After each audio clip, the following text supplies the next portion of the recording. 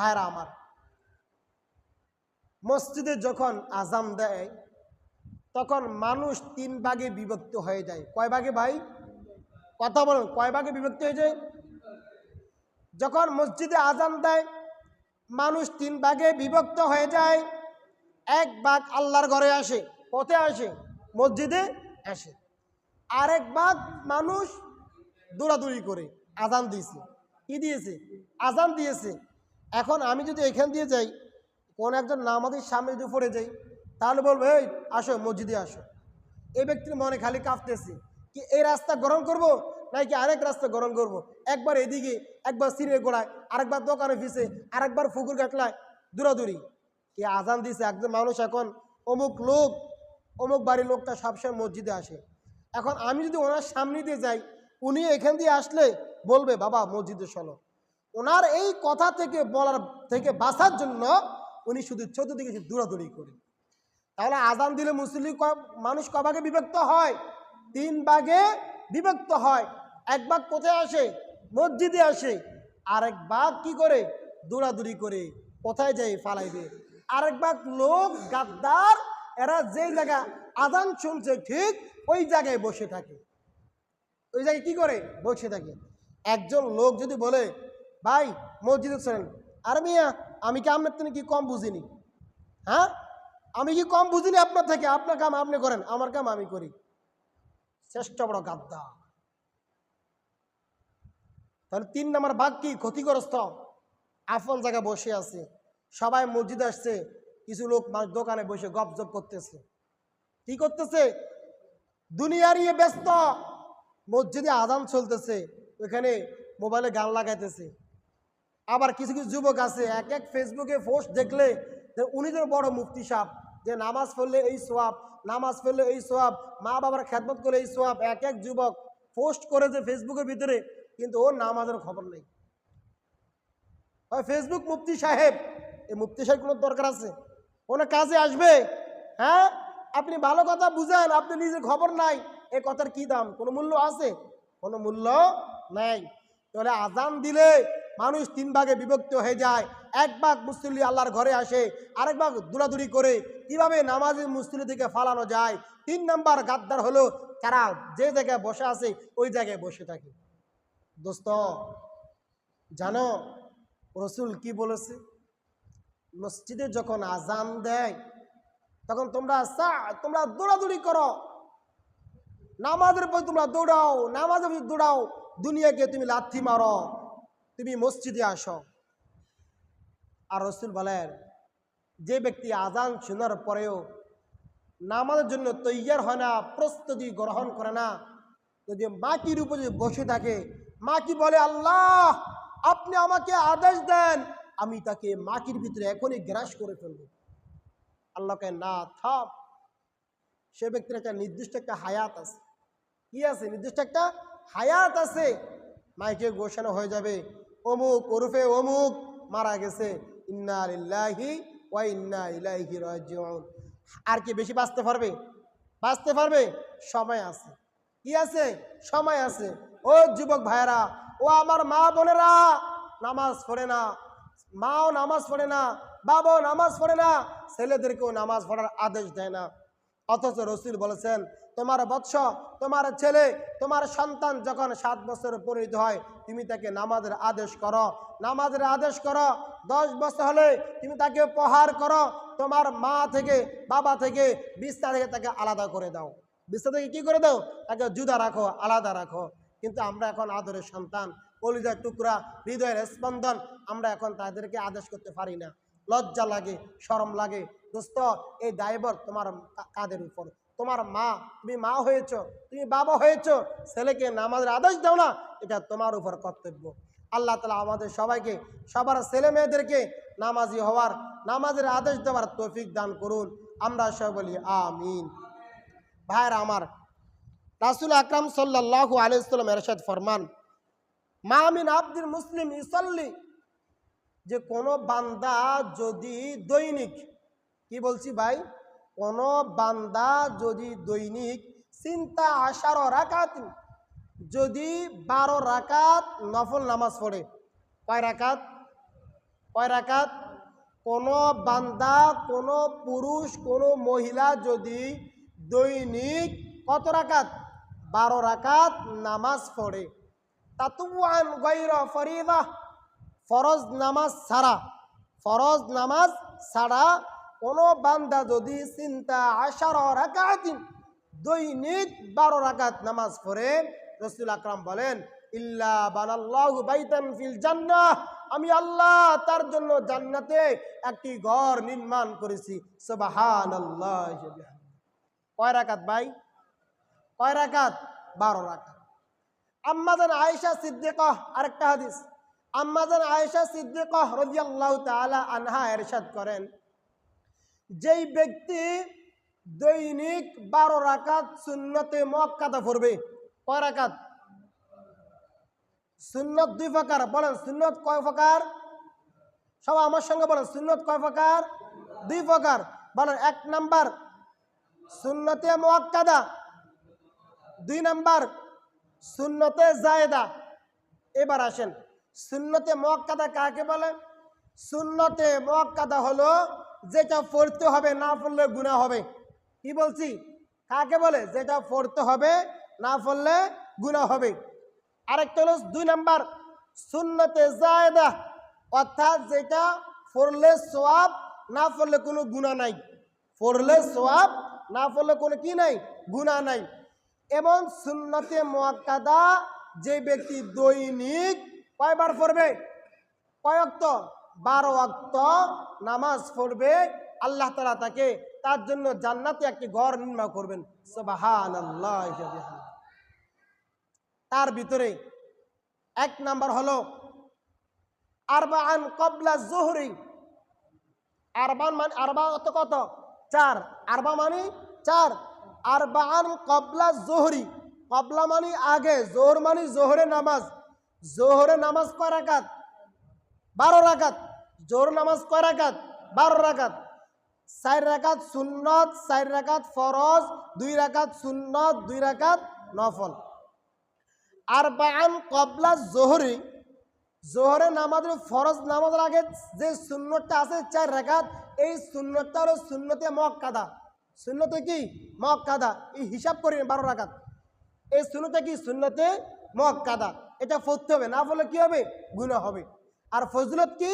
পড়লে তার জন্য কি? জান্নাত। সুবহানাল্লাহি ওয়া বিহামদি। এবার আসেন একটা মাসআলা বলতেছি।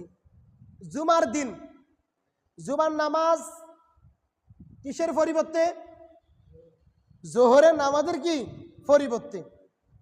এবার আসেন আমরা জুমার দিন যে আমরা 4 রাকাত সুন্নত আমরা আগে তো পড়ি না, শুধু 2 রাকাত ফরজ নামাজ সালাম ফিরানোর পরে আমরা অনেক যুবক ভাইরা যারা মেন্টাল নয়, যারা পাগল নয়, যারা জ্ঞান যে নাই এমন নয়, জ্ঞানী লোক, আকলমান লোক, সৎ জ্ঞানী লোক, ওনারা কি করে?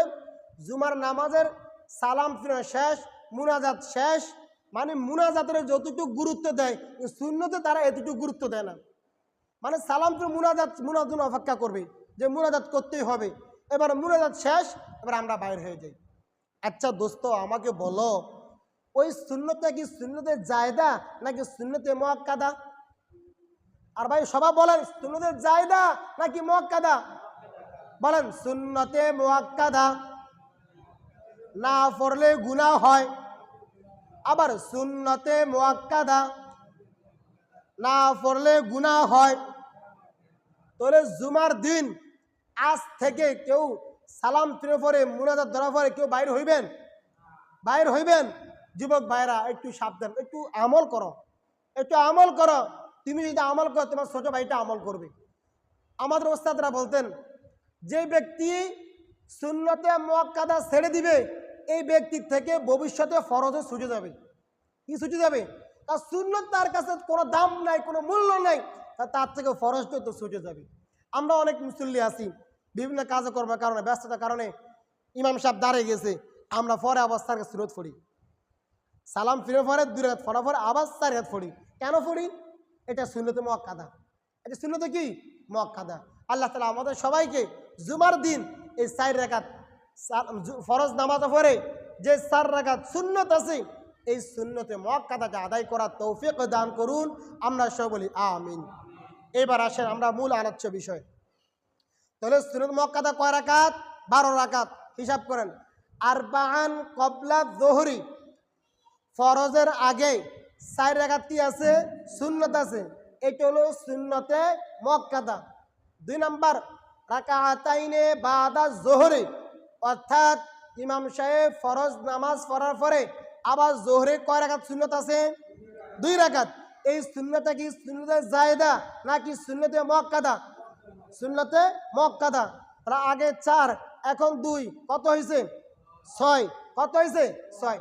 রাকাতাইনে বাদাল মাগরিব, মাগরিবের নামাজের পরে ফরজ নামাজ পড়ার পরে যে 2 রাকাত সুন্নত আছে এইটাও সুন্নতে কি মুআক্কাদা।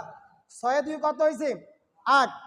রাকাতাইনে বাদাল ইশা, রাকাতাইনে বাদাল ইশা, ইমাম সাহেব যে 4 রাকাত ফরজ নামাজ পড়ায় তারপরে আমরা 2 রাকাত কি পড়ি?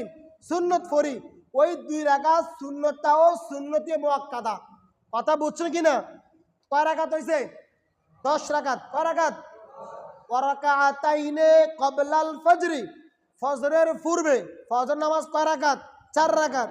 2 রাকাত সুন্নত, 2 রাকাত ফরজ। 2 রাকাত সুন্নত, 2 রাকাত ফরজ। ফজর নামাজে যে ফরজ নামাজের আগে যে 2 রাকাত সুন্নত আছে এই সুন্নত হলো সুন্নতে মুআক্কাদা। কথা বুঝছো কিনা ভাই? এই মোট কয় রাকাত হয়েছে?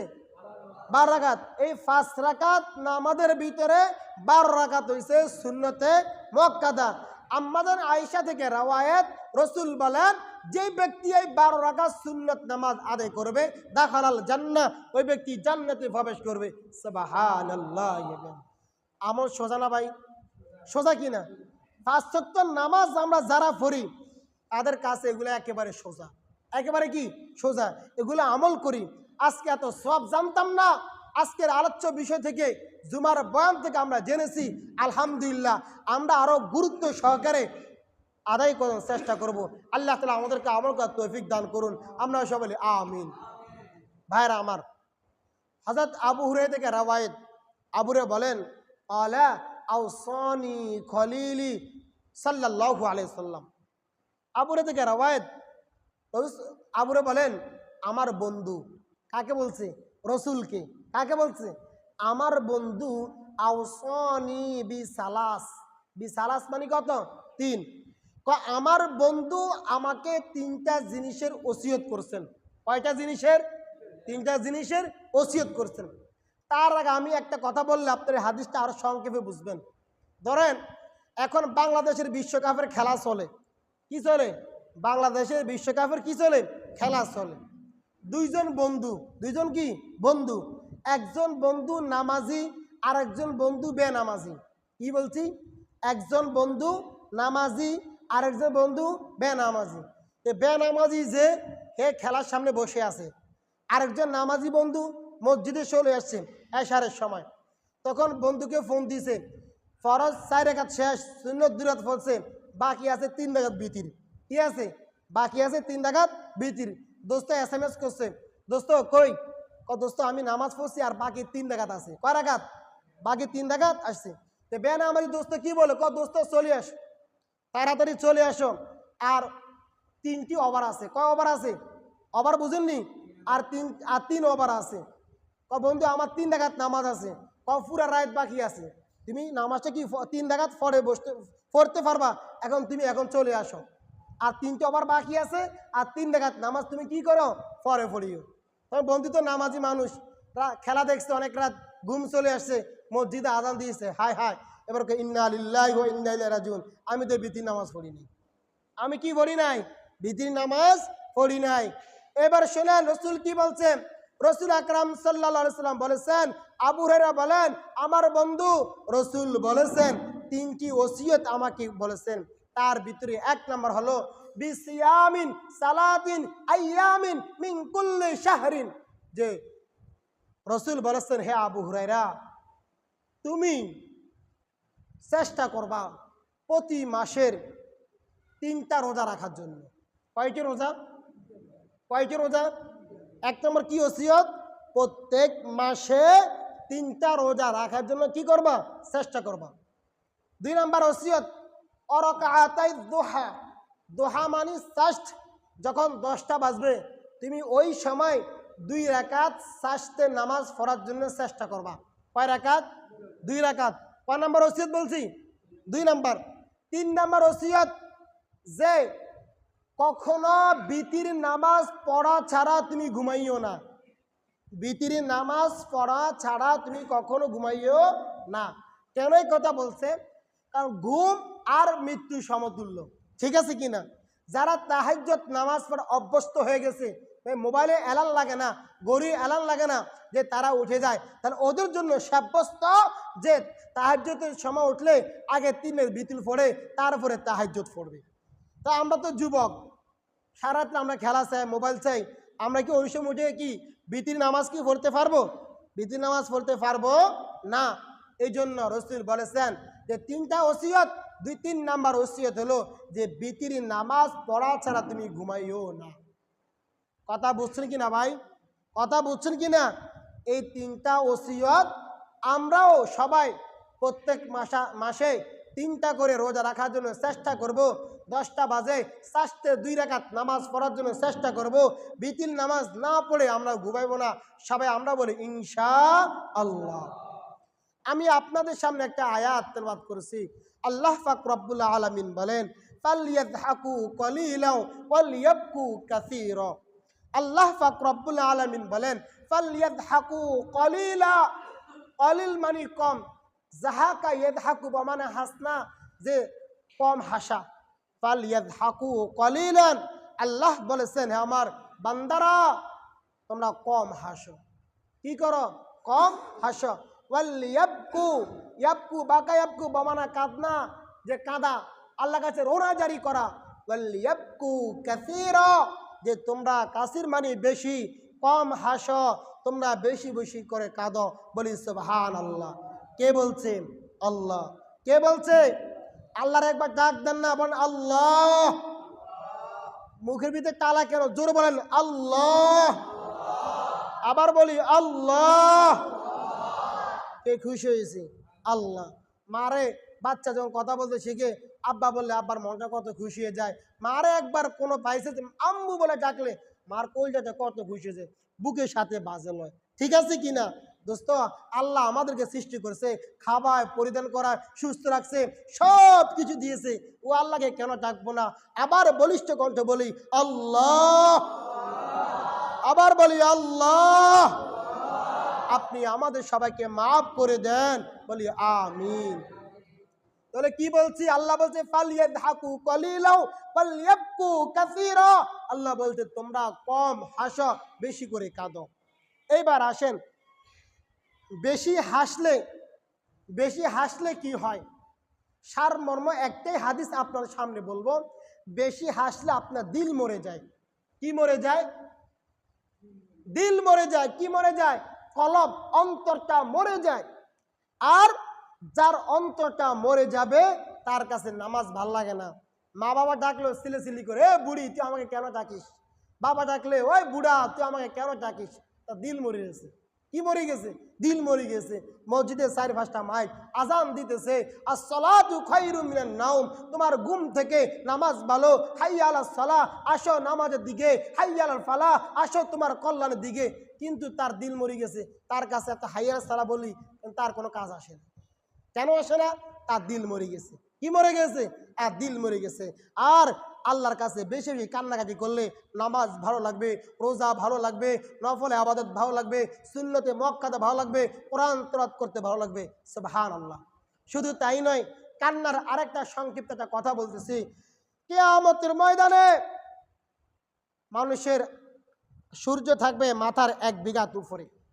ওই বিভীষিকাময় কঠোর ময়দানে অরজুলুন কলবুহু, যার দিল, যার অন্তর দিয়ে, চোখ দিয়ে সবসময় পানি বের হবে। কি বের হবে? পানি বের হবে। নির্জনে বসে বসে আল্লাহর কাছে শুধু কান্নাকাটি করছে। আর এই কান্নাকাটি করার কারণে কঠোর ময়দানে, বিভীষিকার ময়দানে আল্লাহ তাআলা তাকে আরশের নিচে ছায়া দান করবেন। সুবহানাল্লাহি ওয়া বিহামদি। দোস্ত আহবাবগণ, এই 40 মিনিট আলোচনা কি সারমর্ম, কি ওয়াজ করলাম বন্ধুরা, একটু খেয়াল করে শুনি। আজকে আলোচ্য সারমর্ম হইল আমরা দৈনিক 12 রাকাত নফল নামাজ পড়ব।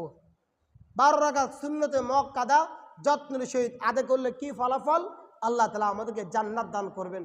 সুবহানাল্লাহ। 2 নাম্বার, প্রত্যেক মাসে 3টা রোজা রাখার জন্য চেষ্টা